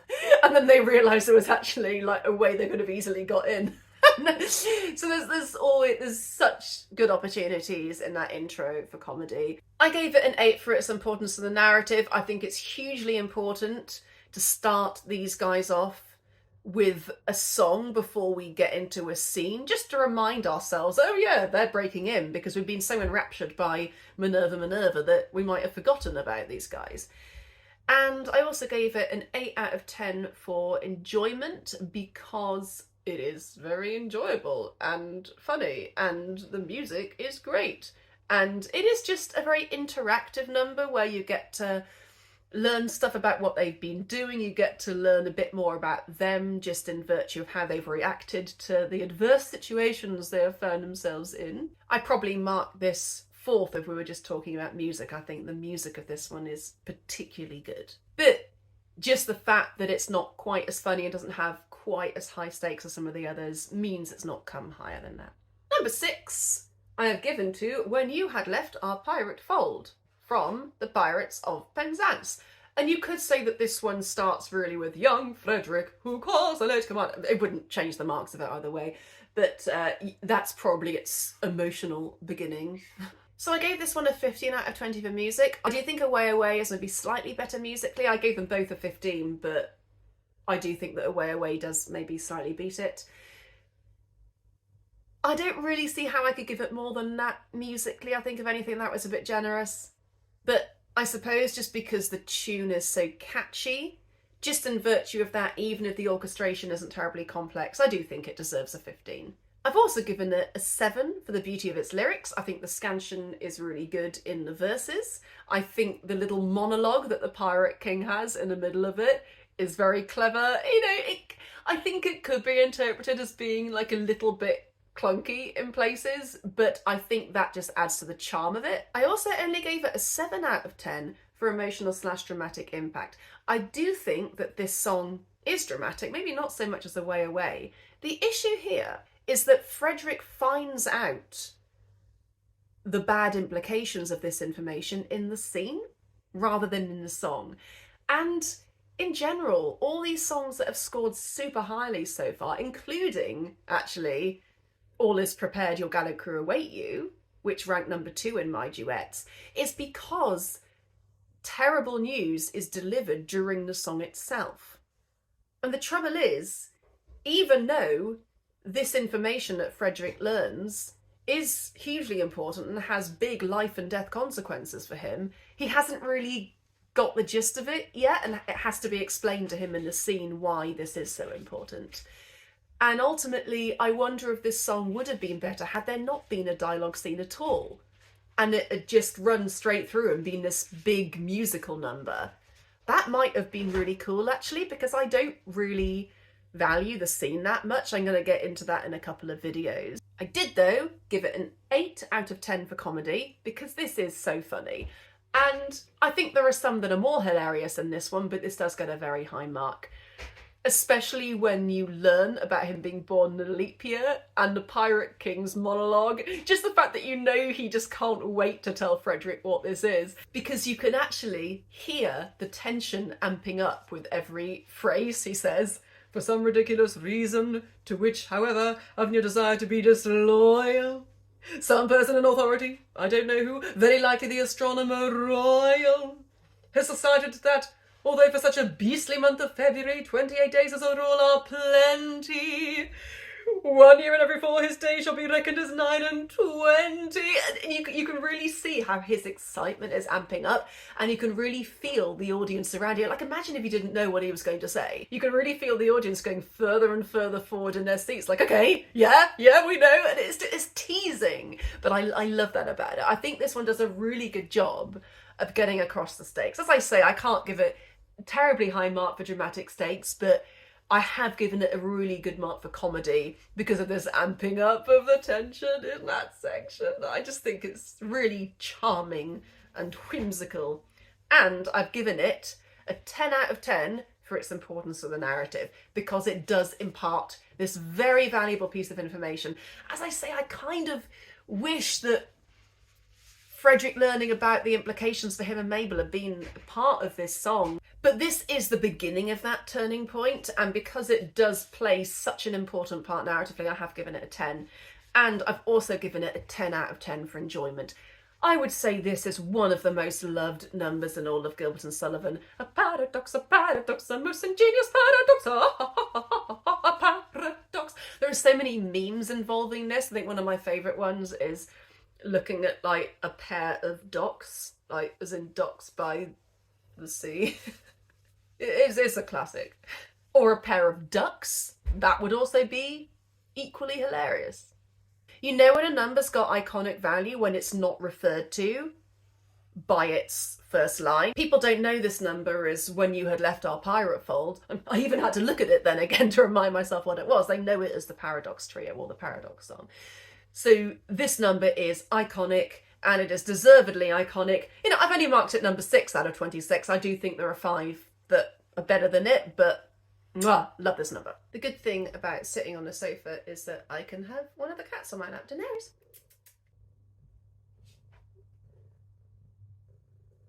Number 5 I have given to another one which is truly iconic and very much deserves its place, is If You Go In from IOLANTHE. I have given this one a 17 out of 20 for music. It's one that, very much like Nevermind the Why and Wherefore, I don't think is tremendously musically complex, either the vocal line or what's happening in the orchestra, but there's something that's just so joyful about it that just floods my body with serotonin.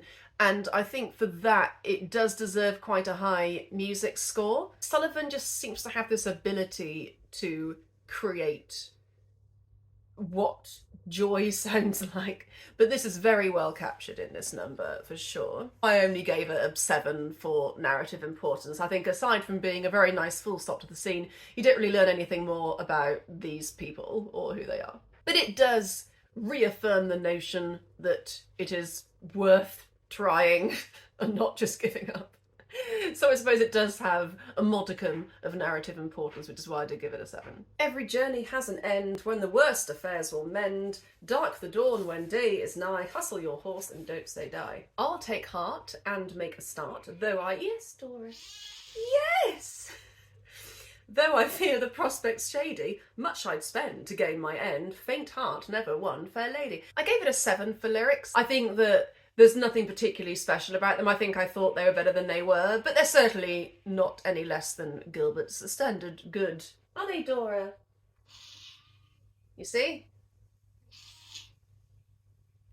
It does, however, get really high marks everywhere else. I gave it a 9 out of 10 for its emotional / dramatic impact. It's mostly the repetition of that last chorus, which kind of just restates what they're saying, and just the sheer joy of it. Just much like Never Mind the Why and Wherefore, that's where it gets its dramatic points from. And what's really funny about this one is that when I'm thinking about it now, I'm actually making the video, I don't know if it should be higher than When You Had Left Our Pirate Fall, but there's just something that makes me think it should be. There's something very special about this number, which just makes me think it's better than the one before it. Tell me what you think. I'm maybe not quite as sure of this one's position as I thought I was. I gave it an 8 out of 10 for comedy. I don't think the lyrics in themselves are hugely funny, but it just has tremendous comic potential. Much like Gently Gently, where the characters have a chance to do something really funny.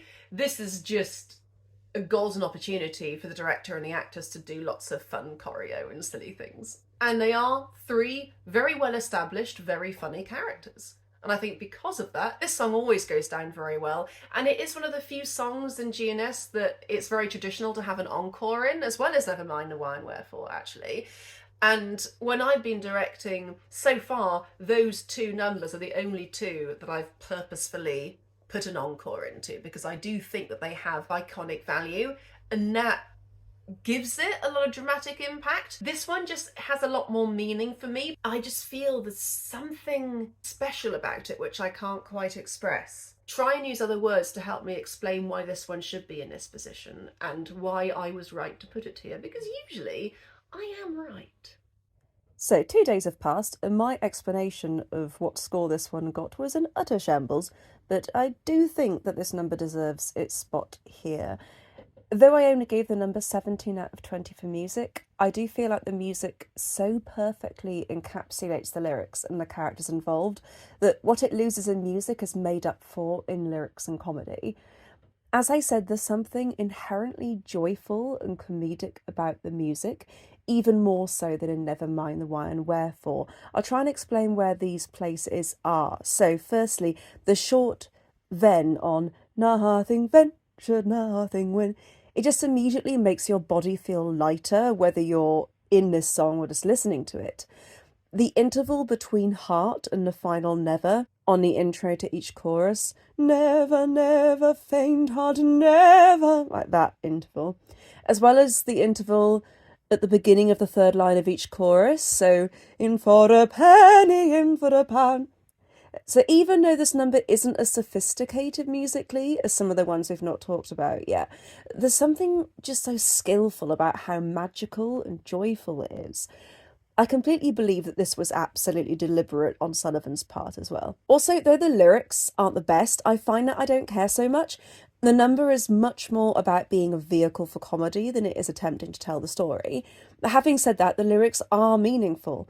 The poetry is perhaps lacking, but it's just so hopeful. I think that's why this song seems to have this magical quality for me. The fact that I, like the Lord Chancellor, suffer from chronic insomnia means that I experience a lot of tension in his previous song, which If You Go In just fully leaves my body. Perhaps, like I'm sure many other numbers will be, this number is just not so easily quantified. Number 4 goes to another one that I've taken out of an Act 1 finale, which is To Thy Fraternal Care from the Yeomen of the Guard. Now, I made a particular decision to start the number here and not to start it at Leonard, I beg your pardon, don't you know me? Because if I'd added that bit, it would have been a slam dunk, like tens across the board situation.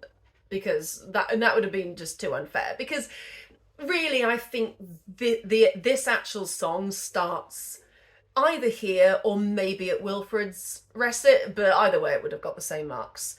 So let's talk about this one. I gave it a 19 out of 20 for music. The only reason I didn't give it a 20 is because there's one I feel is better, so I could only really give it a 19. I gave it a 7 for its lyrics.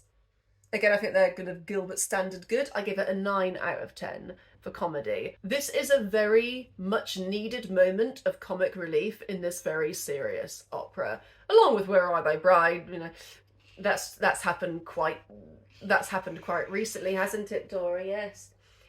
But in the Act 1 finale itself, we've just had an opening which is kind of emotionally neutral.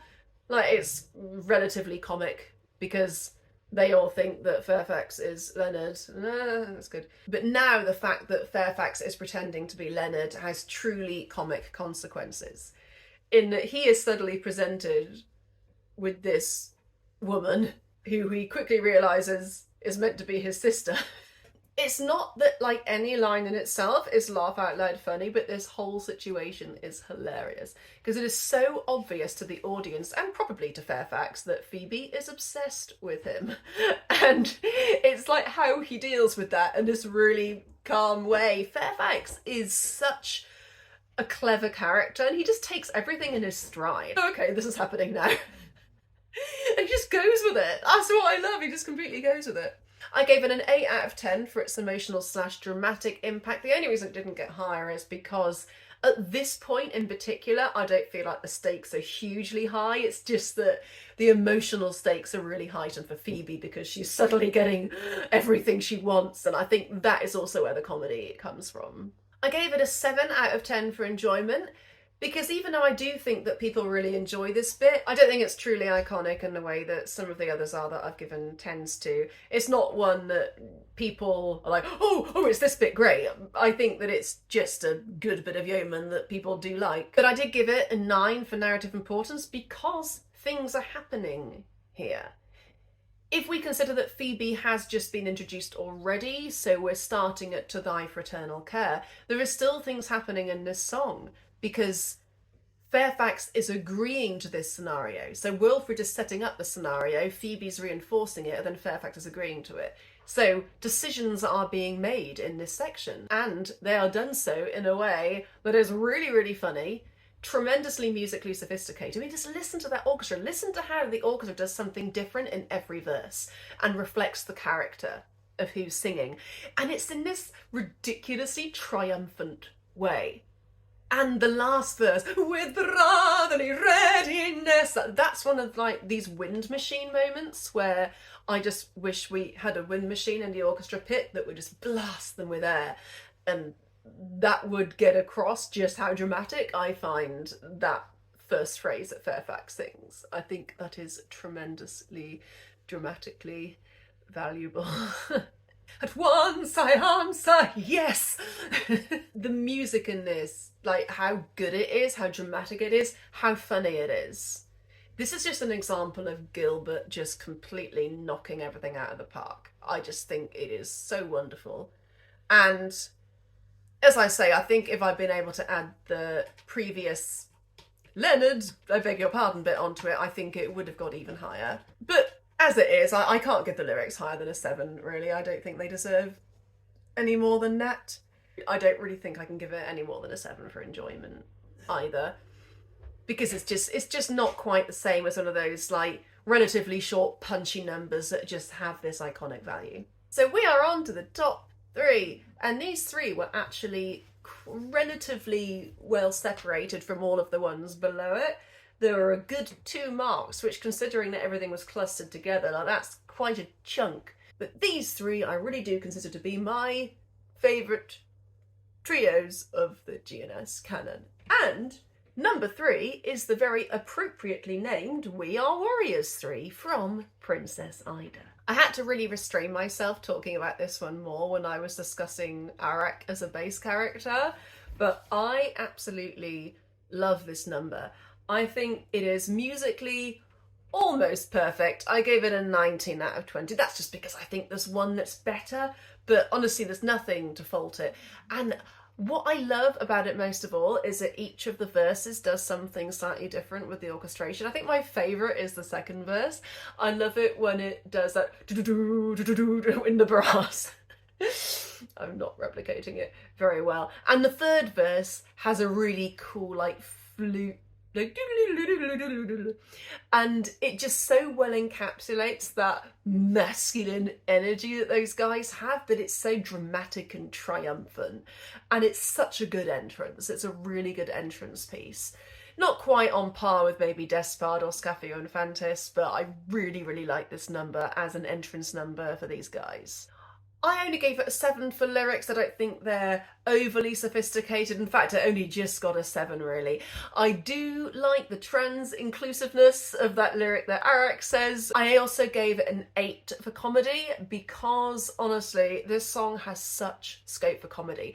The fact that they say yes a lot, it's such a recurring theme. It also happens in We May Remark That Nothing Can Dismay Us. Yes, yes, yes. Better perhaps to name it, but in this one they all say yes together.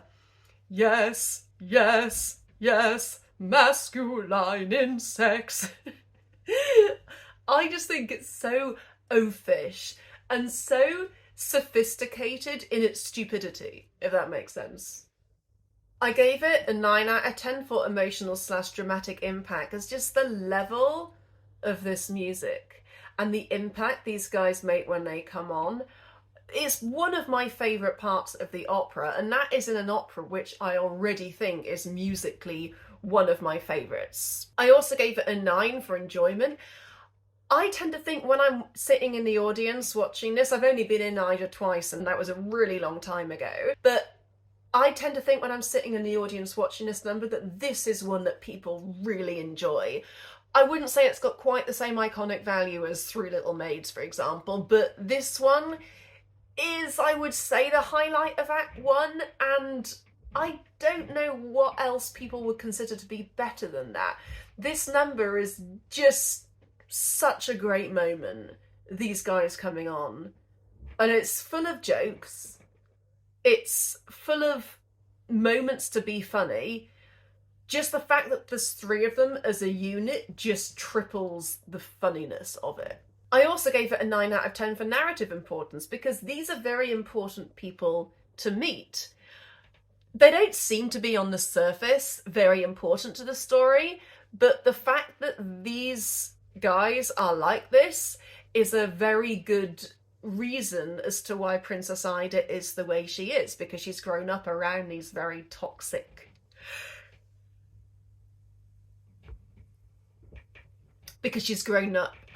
guys that have this very toxic masculinity. And of course it's played for laughs, and I'm totally okay with that at this point, but they are also portraying something that is very real. Even though there are some huge dangers of toxic masculinity, it is also something to be laughed at, and sometimes it's cathartic to laugh at things that scare us. In my past, I have been adversely affected by toxic masculinity a number of times, in fact a huge number of times, so it's tremendously cathartic to see these 3 oafish characters portraying this epitome of manhood, and it's just ridiculous. And that, I do think, is one of the funnier elements of Princess Ida, because it really shows how, even if, I don't necessarily think Gilbert was making this point in Princess Ida, but even if he believes feminism like not to be the right way to go, which I don't think he did believe, but even if he did think that, he is also showing here how men who really believe in being men, that was also really stupid. So I appreciate that, Gilbert. Thank you for the inclusion of these three brothers. And then again, they've got this really ridiculously inclusive language, which I also love. There's something wholesome about how toxic these guys are, because they're just so oblivious to it. And it is, what is so funny, okay, here's the big scoop that I have on this number. I actually think this is more successful drag than I Am a Maiden. Because drag is not about men dressing in dresses. It's about subverting and exaggerating gender. And that is exactly what this song is doing. Because whereas I Am a Maiden, it's all just garbage. Like, none of it is true. Like, it's all based on stereotypes and generalizations. But this song, like, it's so accurate. It's, and I'm not by any means saying that all men are like this, but these are the understood hyper-masculine tropes. And as a result, it's exaggeration of these certain elements of what it means to be a man is in its way more of a subversion, more of a chaotic disruption to gender than the other song is, because it would make men kind of look at themselves and say, oh, actually, yeah, that is really stupid. It's really stupid to be like, yeah, obsessed with being guys. Like, that is way more insane than anything in Am I a Maiden. Like, there's no, and that's just all rubbish and generalizations, but these are tropes based on not what men are, but certainly what are the supposed ideals of men that subscribe to this alpha male mentality.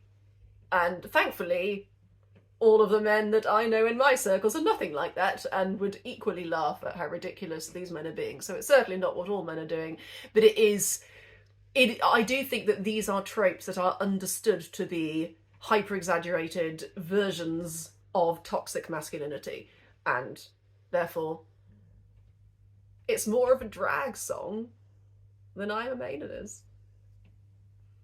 And that is something I just came up with at this very moment. So this one, the only 7 it gets is for its lyrics, and everything else only loses a mark or 2. I think this is the only reason I think this didn't come higher is because I don't think it maybe hits in quite the same way as the 2 above it, but I do think it is an absolutely glorious number. I very much enjoy it. It's one of my favourite numbers in Princess Ida. Definitely musically, but even beyond that, just one of my favourite numbers in Princess Ida. And I think maybe in the canon. Okay, so now here we come to the top 2, which actually get the same mark.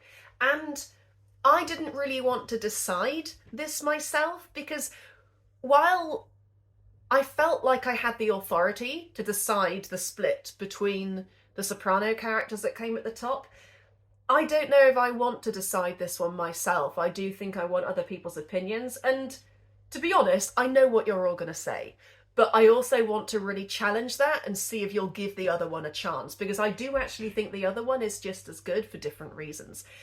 Even though they got the same score, it's quite different in the different categories. They got the same mark for importance to narrative, but apart from that, they got different marks. So, numbers 1 and 2, in no particular order, I Am So Proud from the Mikado, and With Wily Brain Upon the Spot from Utopia Limited. Now, of course, the perfectionist in me wants to give it to With Wily Brain Upon the Spot purely because the other one that involves Scaphio Infantis came bottom, and to me that would be very poetic. But I know that is not a reason to give one number 1. Another reason to give I Am So Proud number 1 would be for its iconicness. And that is what I initially did. I thought to myself that that one should come top, because that one is iconic in a way that Wily Brain isn't maybe so iconic. And I also feel maybe it hits slightly differently. It hits a little bit harder. It's a bit more of a moment than Wily Brain is. But then I thought to myself, why is that? And is that just because people aren't giving Wily Brain enough thought? Maybe they're just not hearing it properly. Maybe they just don't get enough chance to hear it properly. So what I want people to do is, before you just automatically say, I am so proud, please listen to them both and consider what I'm going to tell you. So I'm going to do their marks at the same time. So musically, I gave I Am So Proud a 17. I almost gave it an 18 because I do think it is really well put together, but I do think it is slightly hampered, actually, only ever so slightly, by that section where the three baritones sing their separate tunes but together. And to me, it actually sounds a bit muddled because they're singing in the same range, so you can't really distinguish the parts. And again, ironically, much like the very bottom song had with that unruffled cheerfulness, and it has a bit of a manic, chaotic effect on me, which I don't appreciate. But apart from that one small bit, which doesn't last long, I think everything about this is perfect. But it's just that one bit, and the fact that the other one is also, the Wily Brain is also three baritones singing, yet the way the voices blend together, I know it's done in a different way because they're not really singing at the same time, but the way that is done, I think, is utterly perfect. And that one is the only one that I've given a 22. Interestingly though, I think most of the 20 for Wily Brain actually came from the orchestration, because not a lot of it is actually sung. A lot of it is this amazing counter melody, which just listen to it and maybe listen to it once, just thinking about what the orchestra is doing, and then listen to it again with thinking about what the singers are doing. Because the sophistication of those counter melodies with what the singers are doing, it is better than I Am So Proud. Like, it is. Musically, Wily Brain beats every single number in this list. And that is an objective fact. The only one that comes close is To Thy Fraternal Care. And We Are Warriors 3, if anything, I was generous giving that a 19. But I think just for it matching the characters, I think it's very successful. The one from Yeomen, To Thy Fraternal Care, I do think is also really good orchestrally. I keep making that mistake, don't I? But Wily Brain, just listen to what the strings are doing in the section where they're really agitated and like crossing over each other. I only gave this one a 9 for the lyrics, and the reason I docked it a point isn't because I don't think the lyrics are brilliant. I do think the lyrics in Wily Brain are pretty great. The only reason I gave it a 9 is because they're not singing all the time, and the focus really is on the orchestra. For I Am So Proud, I've given it a 10 for lyrics. I think the lyrics in I Am So Proud are downright perfect and completely encapsulate every character that is singing. I love I heard one day a gentleman say that criminals who are cut in two can hardly feel the fatal steel, and so are slain without much pain, if this is true as Johnny B. It's just it's so stupid. So I think if it hadn't been for all the pauses, and I think we ought whisper, whisper, whisper, whisper, I just think that I can't give it a 10 because of that. But what there is just so funny, and it's not particularly sophisticated, but it's just so expressive. And I think for that I've also given it quite a high mark for emotional and dramatic impact. I gave this one an 8 for that. Oh, take him away to bed. Oh, put him to bed. Oh, put him to bed. What put me to bed? And it's italicized the me. I just think that's so precious. Yes, certainly, put him to bed.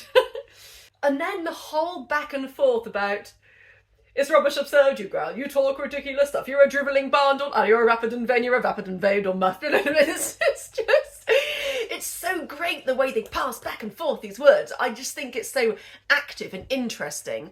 But yeah, I do think that I Am So Proud lyrically is just so sophisticated, and it scans so beautifully, and also has the moment that is particularly famous for getting very embroiled in popular culture, which is the short, sharp shock section. Now, I've got a hilarious story about this bit. So, as an actor, I have met a lot of actors who really look down on Gilbert and Sullivan. And that's without really knowing much about it at all. They think they know from seeing maybe 2 amateur productions, oh, GNS is bad. And they're stupid for that. And they shouldn't be so judgmental. Because these are liberal people that think that GNS is for rich, privileged people. And they don't seem to understand, no, it's actually good satire. It's quite left-wing, Gilbert. But anyway, this guy, he was leading us in a warm-up, and he goes, okay, I've got this really great warm-up, so you have to repeat after me. To sit in solemn silence in a dull, dark dock. And I was like, what? Where did you hear this? And he goes, oh, I don't know, it's just something I learned. And I was like, you do realise that's GNS, don't you? And he didn't know. And I was like, yes, to sit in solemn silence in a dull, dark dock. And he was like, oh, okay. It's like, these people who are going on all the time about how my love for GNS is somehow sad, or it isn't valuable because it's whimsical and frivolous. Like, these very same people were saying, oh yeah, this is the great warm-up. this is a really great piece of poetry. And I was like, yeah, that's GNS. One of the best moments of my life. Okay, so we move on to comedy. I have actually given Wily Brain a slightly higher mark than I Am So Proud for this. So I gave Wily Brain a 9, and I gave I Am So Proud an 8. I think they are both extremely funny, but I do think Wily Brain is more absurd and overtly funny than I Am So Proud. If anything, it was generous to give I Am So Proud an 8, but I think people would agree that that is fair, because the situation they're in is just so ridiculous, even if no particular part of it is really laugh out loud funny. In fact, actually, the aforementioned verse that I was singing, if this is true, it's jolly for you, and that's very funny, and the initial verse is very funny. I am so proud if I allow my family pride to be my guide. I'd volunteer to quit the sphere instead of you in a minute or two. Then that is funny. It's just not funny in quite as absurd a way as the other one is. I do think that Wily Brain is overtly funnier. Emotional / dramatic impact. So I gave Wily Brain an 8 for this, as I said. I do think it is emotional because they're very frustrated with the situation. Also, just the sheer complexity of it does just make it very dramatic because they're exchanging a lot of stuff, tempers are flaring, and these characters are, at least 2 of them, are very well established, and it's fun to see them flustered after they've been so sure of themselves. But I did give I Am So Proud a 10 out of 10 for emotional / dramatic impact, for very obvious reasons. That ending is the most jaw-dropping dramatic moment in much of the canon. It's very difficult to think of numbers that really hit dramatically harder than the end of I Am So Proud. I think it is truly successful in what it was trying to do. A dull, dark dock, a lifelong lock, a short, sharp... It's so good. It's just... And then, to sit in solemn silence in a pestilential prison and await in a cessation of a chippy chopper on a big black... Yeah. That sudden diminuendo and that rising to the heights of crescendo. And then the play out. Yeah, it's very good. I also love the play out of Wily Brain too, but nothing beats that last section and play out of I Am So Proud. Enjoyment, I also think that because I Am So Proud is so iconic, I gave that a 9. But I did give Wily Brain an 8 because I do think that this is one of the more well-known numbers of Utopia Limited, and I do definitely think this is a number that people look forward to. Much like Although of Native Maids the Cream, I think this is the other number in Utopia Limited. The tenor song as well, actually, that's another really good one. But those 3 are probably the numbers that people really look forward to, that have, as much as any song from Utopia Limited can have iconic value, I think those 3 songs really do. And as I said before, for importance of the narrative, I gave both of them an 8. I don't think in either of them you learn much new stuff. I gave them both 1 more than a 7 for the following reasons. Wily Brain Up on the Spot, even if you're not learning any new information, they do come up with a plan in the song. If we knew what the plan was, I'd have given it a 9. but they don't tell us what the plan is, so it's sort of like a little bit lazy, really. I don't even know if there is a solid plan. I guess it's just, we should get the people to rise up, but to me that's like a really obvious plan. So the inclusion of this song wasn't strictly necessary, but I do appreciate that they do work stuff out in the song and it does happen. And then for I Am So Proud, even though nothing more is learnt, I do appreciate the restatement of their characters, and I do appreciate this as a very, very particularly good full stop to the scene. Usually I'd only give ones a 7 for that, but this one I just had to give it 1 extra mark because it does it so wonderfully well in a way that really encapsulates all 3 of their emotions. And character is part of the narrative, and this song really gets the characters of all 3 of those men across. So those are my final 2. They both got a score of 62 out of 70. So perhaps you could all help me decide where one of them gets an extra mark that would help break this tie. I imagine that a lot of you are going to say I Am So Proud, and that's why it may seem like in my explanations I am more weighted to Wily Brain, but I'm really not. I think of them equally. It's just that I know that Wily Brain isn't so well known, so I know that in order to consider that an equal, that might seem like quite a stretch for some people, so I really do encourage you to go away and listen to that one a couple of times, actually. Listen to I Am So Proud as well, just to solidify in your mind really the difference between the music and the 2 of them, because Wily Brain is one of the most perfect musical numbers in the canon. So help me break this tie, and I will let you know in a future video. It might not be the next one because I actually plan to film the next video tomorrow. So you won't learn in the next one, but I will tell you when the results come in which one has won. And I imagine it's going to be I Am So Proud, but I really do encourage you to consider the other one on the same level. Because I have taken the iconic value of I Am So Proud into account with the enjoyment score and the emotional dramatic impact, but it's just not as good musically. But anyway, let me know what you think.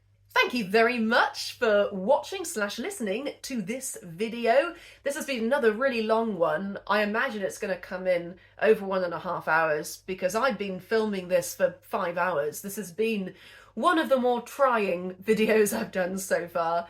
But I hope you've enjoyed me and my octopodes and the brief cameos of the girls.